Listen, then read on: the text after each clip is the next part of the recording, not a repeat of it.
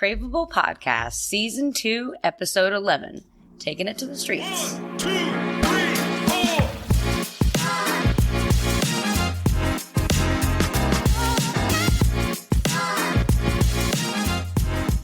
Hello, and welcome to the Craveable Podcast, where real matters. We are your hosts, Ben and Katie, and this show is brought to you by Fossil Farms.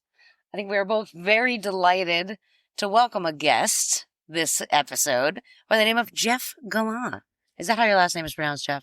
Yeah, it's pretty close. Great. So now Jeff is one of our chefs here at Fossil Farms, and he's actually the chef of our food truck, The Game Changer.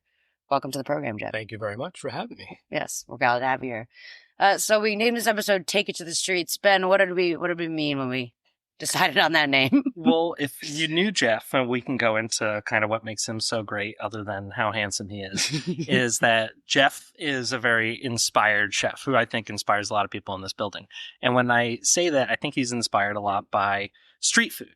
And in fact, Jeffrey does a series of pop-ups throughout the year, either at breweries or private dinners and things like that, that he calls streets cuisine, in a way, in my mind, inspired by the street foods in the world, because you cook globally, right? Yes, absolutely. Absolutely. Yeah, I think that, in my opinion, the way to really get to know people and a culture is to experience their street food. I mean, not just their regular cuisine, because you're meeting the actual people on the street and you're getting to know them. And I think that you really get the essence of a culture, through that. That's a good segue. Top 5 streets to eat food on in the Oh world. my God. Wow. I mean, I was going to say, but before I'll give you a moment to think about that. I was going to say, think about how many cooking and just travel shows you watch that involve people, Anthony Bourdain or whomever, just they're Sure. literally walking on the streets doing exactly that. Yeah. Like, remember everyone when I had my whole banana expose, that was that was David Chang on the streets of India, Right. talking to a guy who sells all these little bananas. Like that's so I feel that. I'm like picturing all these shows I've seen in my head as you say that, where people just going out. It's like, okay, what is this that everyone's eating as a stick? Oh, exactly. I think that, and it's strange because like when you think of different countries and street food, it's like, when you go to, we'll say Japan, you're going to get Japanese street food. When you go to like China, you're going to get Chinese street food, or South America, the same thing. But when you go to like other countries, like England or France or even the United States, our own backyard, like New York City, like our street food is street food from everywhere. Yeah. I mean, it's just amazing. And that's the way it is in France too. I mean, you can get crepes and all that other stuff, but you could also get like curries and Argentinian food and Algerian food. And it's So pretty I take it amazing. you've been into France. Yeah. But just research. No, I mean, that's okay. Not yet. It's on my bucket list, but No, Google doctor. Street View. He just puts a little man on the map. No, but that is very cool. We do heavily rely on some research on this show, as you know. So. I mean, I have been to China and I have been to Japan. Wow. Yeah. That's actually, I'm really jealous of that. What were those like? Amazing. Japan I've been to twice. Once was just more like an extended layover for a few days, and the second time was for about 3 weeks. Oh my gosh. And we went all over and we did experience some pretty amazing stuff. And I think that one of my favorite experiences in Japan, my 2 favorite experiences in Japan actually, were the okonomiyaki bar that we went to in Osaka. It was amazing. And then we went to this place called Mount Koyasan. And on the mountain, we stayed in the temple with the monks. Oh my God. And I didn't know we that. were able to do prayer service with them and everything. It was just... That must have been amazing. Was- What was the food like in the temple? It was vegetarian. Yeah. Yeah, it was definitely vegetarian. There was no meat. Did you know this, Ben? No. It was phenomenal. Was it meditative? Did you eat 1 grain of rice at a time? You have to use chopsticks. No, but I mean, there was a cemetery attached to it, so we were allowed to walk my through the... gosh. I did Not some- related to the food, by the way. Well, yeah. Oh my. But China was amazing. That was another long trip. That was about 3.5 weeks. We were there Oh, wow. visiting a friend of mine. And street food nuts, I mean, yes, we did a little bit. I think more so when we went to an island off the coast of China, Shanghai is where we were, called Putashan. And it was mostly temples, walking around and seeing temples and everything. They had all these little street stalls, and we had some noodles and stuff like that. That's So that was so pretty cool. interesting. You mentioned the first thing you mentioned in Japan, you didn't say omakase, did you? No, I said okonomiyaki. I know, what is that? So for okonomiyaki. Our listeners, definitely not me. That, So okonomiyaki literally translates to any way you like it. So it's basically like a pancake, but it's the batter with noodles and cabbage and stuff like that. And you top it off with a protein if you want. I usually put cube mayo, and they have an okonomiyaki sauce and stuff like that. And it's That really sounds delicious. awesome. And they make it right in front of you on like a Big plancha. plancha, like a hibachi style kind of. anyway you like. No, I that's thought what you were they going to say say. there. They say plancha. I like to call it the hangover cure. I thought you were going to say it's like Burger King, any way you want. But that sounds way better. So that's super cool. I didn't know that you went on those trips. Those are pretty formidable experiences. They were amazing. So you've been a cook and a chef for a long time, I believe. 26 years. Yeah, That's a long time. Couple years. It's most of our lives. So, so how long? I mean, if you like, feel free to start as early in the story as you'd like. But Right. I am curious at what point, or if it was just when you rolled out of the womb, that you were interested in cuisines from around the globe. I think it's around the globe cuisine or in cuisine in general. Both. Well, so like cooking, my interest started when I was a kid. I would help my mom out in the kitchen and whatnot. And I think it just grew from there. But the global cuisine thing really started when I was working for Andre DeWall in Sparta. He is a chef who taught me to think outside the box and play with my food a little bit, so to speak, and really learn how to kind of do things like in a way like you're making a dish, but you're kind of doing it in a different way, but it's still, you know what I mean? Like the fried chicken and waffles where you had the scallion waffles. Oh, and yeah, the- exactly. that's Stuff super like cool. that, like really playing with your food a little bit. So that's when it really started. And I just started doing my own research and practicing stuff. And I started heavily into South American cuisine, which I like a lot, especially Peruvian. And then more China, because when at Andre's, not China, but Asia in general, at Andre's, the menu was French and Asian. It was never a mix of both in a dish. You know what I mean? Not There was fusion. never this Oh, really? fusion or whatever. I didn't know that about But it. it's either French or it was Asian, but they were both on the menu. How did you make it through the 90s and early 2000s and not do fusion? and bless your heart. You know, I know.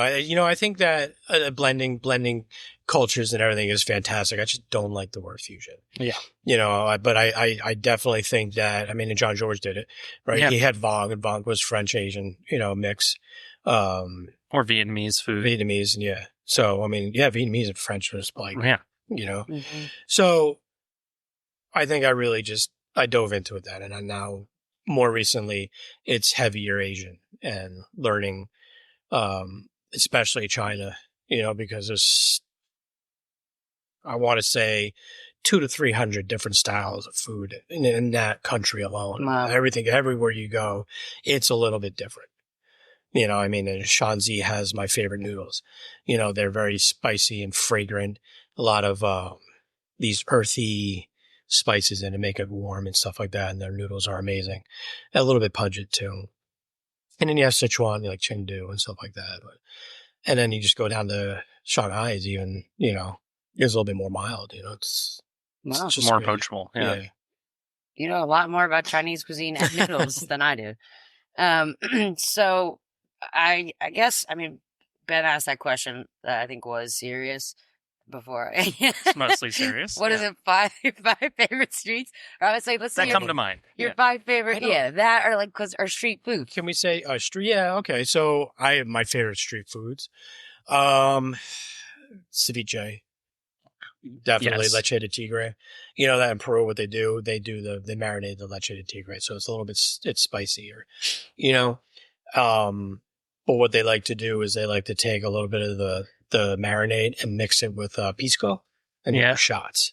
Wait, now You leche know? de tigre. I feel like I came upon that when I was doing some research. What is that again? That's a type of ceviche, is it not? Yeah, it is. So it's basically the marinade they use. It's got a little bit of a bite to it, so it's like cilantro, lime, and a little bit of ricotta or ricotta is a pepper, a Yeah. Peruvian pepper. Or Explain everything that you Yeah, I say, was just so gonna our say. listeners know. So, I mean, yeah, definitely not us, because I definitely did. I mean, you I know, know. ají Ricotta. panca or ají amarillo, which are both peppers. You know? Yeah. So you use all these Peruvian peppers or whatever. You give it a little bit more of a bite to it. So Which is why it's called the milk of the tiger, I'm right, assuming. exactly, Got exactly. Got it. So ceviche definitely. And I want to say, like I mentioned before, the Saozi Mian, which is the Shanzi style noodles, because they are a little bit pungent and spicy and Oh, floral. those were I was going to say, those are those noodles you were talking about. And they're still a rice flour based noodle, or are they like a buckwheat noodle? Yes, no, it's a rice flour Yeah. or flour. It's a regular wheat flour, Oh, okay. not buckwheat. But gosh, this is actually kind of a tough. Well, I like the okonomiyaki, so that's 3. Yeah, that's like a little pancake with a bunch of different fillings and toppings, and you can just choose. We can make it easier on you. What's the next one on a stick, and what's the next one in a bun? Ooh, good. In a bun Or bread? What is a sandwich? Yeah, right. Hot So dog I say sandwich. on a stick, I would definitely have to say anticuchos. Okay, in Peru, which is basically a marinated grilled beef heart. You can go beyond that. You don't have to necessarily do beef heart. It's not whole, is it? No, they come. Big, it's a big stick. Right. It's a You know, I 2x4. like it when it's grilled and they serve it with these potatoes. So they parboil the potatoes and they after they're parboiled, they marinate them in a mojo kind of, and then they put them on the grill with the, it's so good.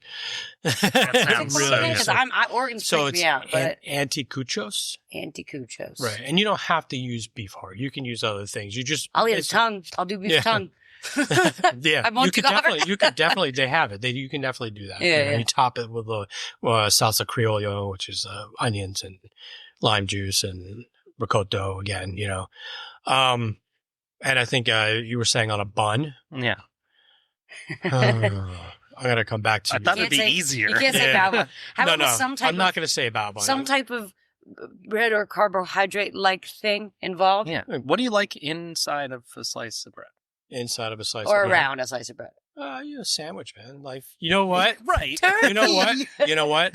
The Italian one, where they put the tripe on with this. They braise the tripe. I was with And you all tomatoes. the way. Yeah. I don't know Until what the this tripe. is, Yeah. Not crazy about it Yeah, texturally. it's delicious. You really can't On a sandwich? It's so amazing. Yeah, Really? it's so good. I don't know. And they sell that on the street in Italy. I cooked with tripe once when I was in the kitchen, and everyone was freaked out by it. And it was like kind of a gnarly texture. And there's so many things that I did when I was a cook, and I'm like, I would never eat that now. What is I would never know. I guess I've gotten like more. I don't know. I don't want to. It's good to expand and then like shrink back to what you like again, right? Yes. Yeah. I don't know. I felt like I kind of didn't have a choice when I was a cook, because I was like, this green one, and they're like, yeah, you gotta eat this, and I was like, yeah, I do have to eat this, but I didn't mind the tripe. But now I'm kind of like, No, it's good. It's delicious. It's very good. Okay, so in a bun, we did that. You know a lot more than I realized that you knew about global cuisine, and I'm very impressed. Yeah, I do a lot of reading. I have a And question for you. Yeah, I was asking about noodles, right? right. I really love rice noodles. Okay. And so where are those from? Is that like mainly a Thai thing? It's a lot of making that time. up? A little bit of you can also get that a little bit in Korean, though they do a lot more with the sweet potato noodles. But Ooh. rice noodles mainly fall in Korea. In Thailand and Vietnam. You're not going to see that so much in China and Japan. Japan is definitely wheat and buckwheat Yeah. and stuff like that. Yeah. So, What's this? I've never heard of a sweet potato noodle. oh yeah, it's great. Japchae, if you get a japchae or something like that, it's usually the sweet potato noodles. I think I know how it is. So japchae is a Korean dish. It's basically sweet potato noodles, and they're kind of clear, Thin, ish. like little thin, yeah, or flat? thin, like a vermicelli. Yeah, like a vermicelli. And it's usually sautéed with vegetables. Yeah, I like it. There's some pork in there for me. yeah you can absolutely, but you can absolutely throw some protein in that.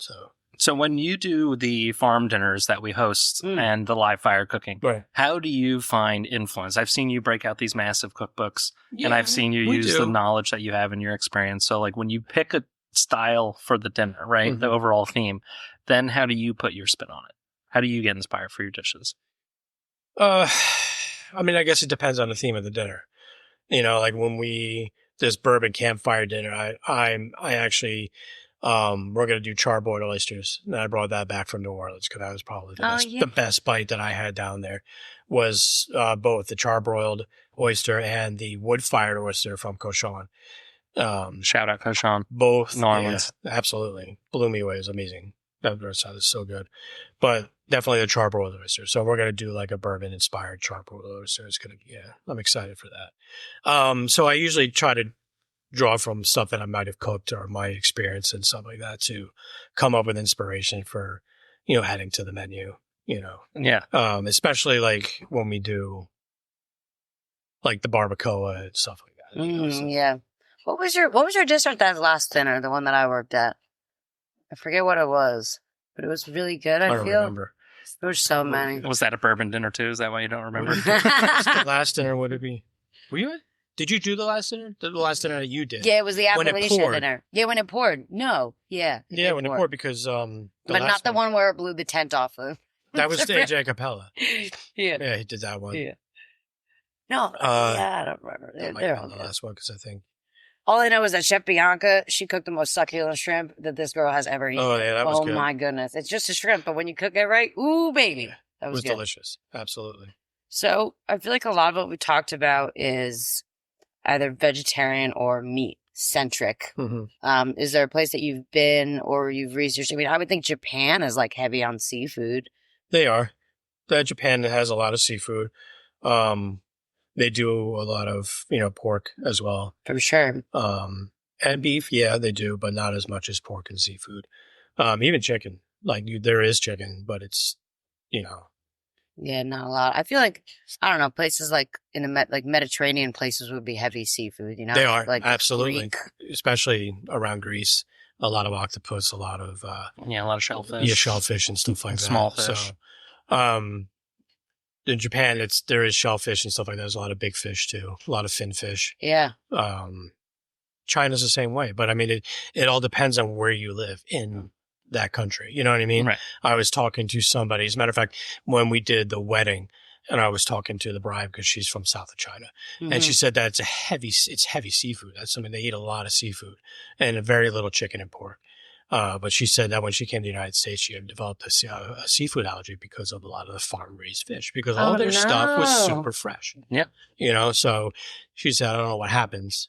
That's terrible. But yeah, so it all depends on where you live. So, and that's with any country. You know what I mean? You're going to go to the West Coast of the United States and you get a lot of oysters and a lot of seafood and stuff like that. Yeah. But if you're in the center of the United States, you're doing a lot of beef and a lot of right. Or pork freshwater and fish stuff like that. if you're doing Yeah, seafood. if you do a little bit of trout. Like I've never had walleye on the East Coast, but if I was in Michigan, No. you'd be eating walleye like crazy. Or doing exactly. fish fries in Wisconsin would be super popular. And I like when as you get to like Southern California, Southern Texas, then you have like that Mexican influence. Oh, and yeah. That's great. Yeah, absolutely.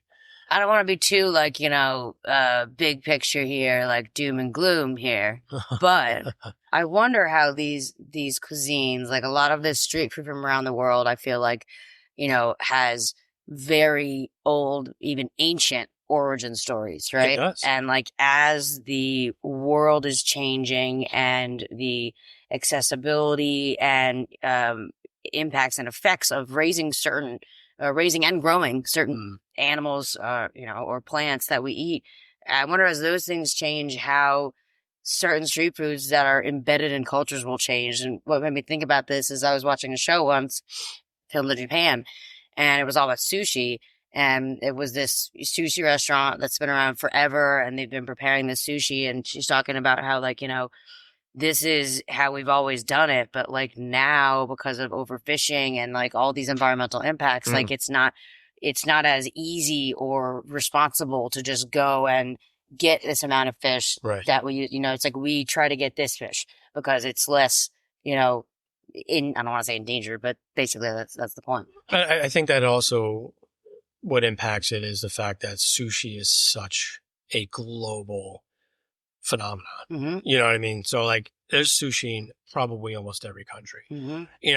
And what you got to remember too now is that a lot of these street food vendors, they're using mom's recipe or grandma's recipe, and they're doing stuff that has been handed down to them, like you said, for generations. You know what I mean? A lot of this stuff is rooted in hundreds of years of tradition, or thousands of years of tradition. Yeah. So, I mean, there's a lady in Taiwan, who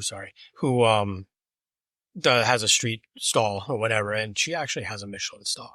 No way. Yeah. The street For stall? the Hainanese chicken one? No. No. She's from Taiwan. Oh, right.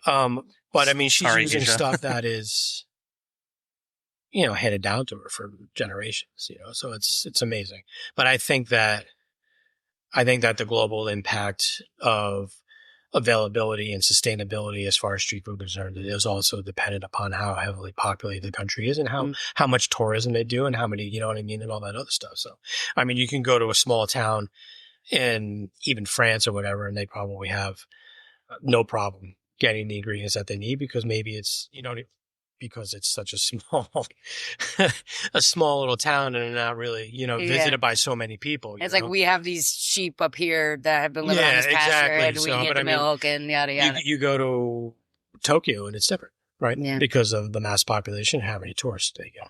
You know what I mean? So it's definitely, little woman in the small town in China selling,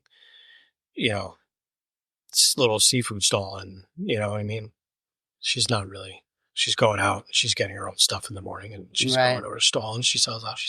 Yeah, so, same thing every day, over and over and over again, all super local. Yeah, just like In-N-Out Burger. Just kidding. Just like In-N-Out. Just like In-N-Out Burger. I'm sorry, that was a horrible, tasteless joke. I just, for some My reason, grandma made these fries. She was an animal herself. I've never even been to In-N-Out Burger, my obviously, because we live in New Jersey. I'm sorry, you can cut that out in public, sorry. Fix in a post. So with those inspirations that you do for the dinner, right? Then we have the food truck, which I know you love to be on in the summertime because it gets nice and hot, and like you're a warm weather guy like me. Psych. Yep. But either way, like you have the same set menu, which always kicks butt, but then you're doing specials almost every single week. So how do you come up with something that's going to be like approachable and like hitting those right price points and like something you can do on a food truck? How do you find the line between doing something unique and something practical? It's really just about, like, even for this week, I just took something, I'm taking birria, and I'm wrapping it up in a flour tortilla with some rice and beans and stuff like that. What's the special this week, Jeff? It's a lamb birria burrito.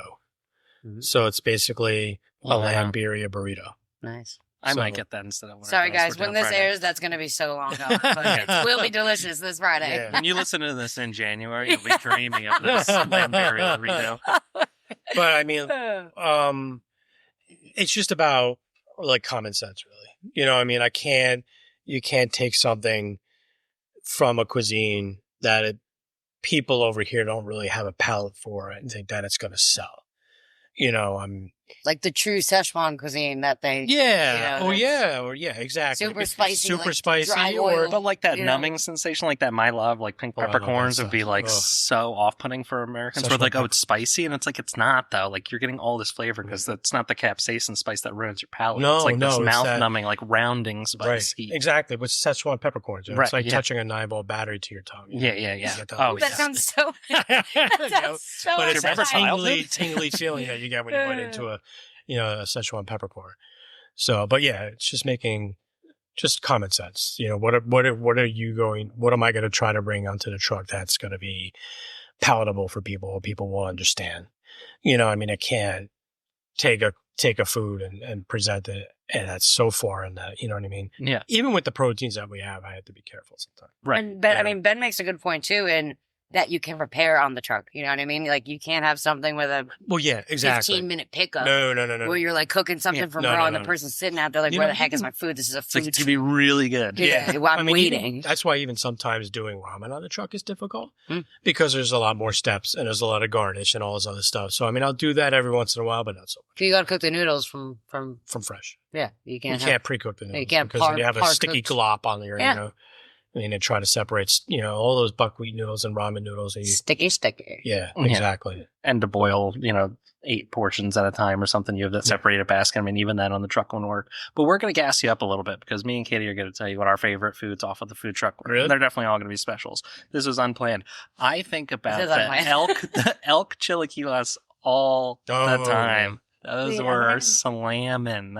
Yeah, I don't think I got that. TJ's making faces. I Yeah. will say that I only had this in a little bit that Stacy may or may not have posted at some point, but it was when you were still R&Ding for the menu, and Ben brought this little bit of the bison dip into my office, Oh, and I was yeah. like, "What is this?" And he's like, "Just eat it."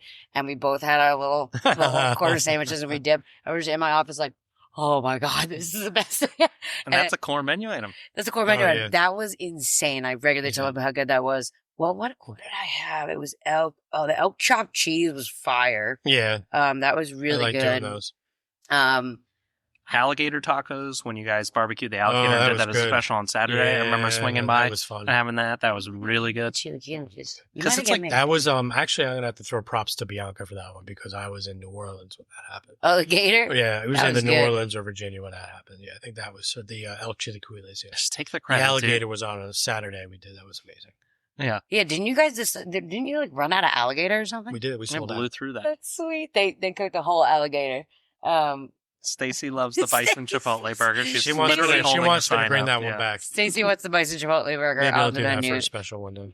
I mean, everyone loves the bison. If you haven't had the bison, But I I'm think really that, not trying to plug. But if you haven't had the but bison it's so chipotle good, burger, yeah. it's so good. Everyone loves it. You know, but I think though, like with the special though, it really has to be something special too. You know what I mean? It like has to be something that, that has kind of got a little bit of a wow factor to it. I mean, the whole menu should, but I think the special's got to be something that will sell out because it's, It's a special. it's a special. And I love that you do that. I mean, there's this guy that I know from down the gym, and he's got a business right up here, and he'll come down some weeks, and he usually gets like I'll send him the menu, take a picture of my computer screen when TJ sends me the email, and I send him the menu, and he like always gets a special, and he's like, "Oh, cool, man, that was so good," and I'm like, "Yeah, man, everything is good. It's awesome."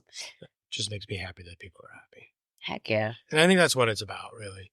I think that's what street food is about because it makes people happy. You go to a restaurant and you go and eat and yeah, it's really good and you're happy when it's done. But what street food is, it makes you happy. You know what I mean? I'm hungry now. To find that special bite somewhere, Oh, yeah. and to talk to the people about it. I think that's the biggest part of it. And that's why I say like you can learn a lot about a culture through food and everything, but street food really brings people together because you're there and you're communicating, not just through the food, but with the people themselves. And I think that is the best way to learn about a culture. Wow. I'm inspired. I really hope that was a good time to end this episode because that was a beautiful wrap up, Jeff. Thank you.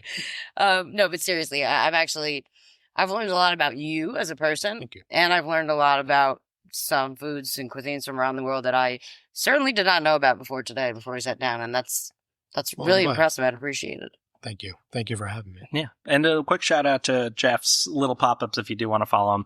It's streets_cuisine on Instagram, or come to the store on a Saturday and come say hello. If the food truck's out on Friday, and if they have it out on a Saturday, come say hello. He's the one with the cute mustache and goatee combo. FYI. On the food truck. On the food truck. Anyway, yes, Jeff, thank you so much for coming on. Guys, thank you so much for listening. Remember, post, repost, like, subscribe on all those social medias we have. And thanks so much for listening. We'll see you again next time. 3, 2,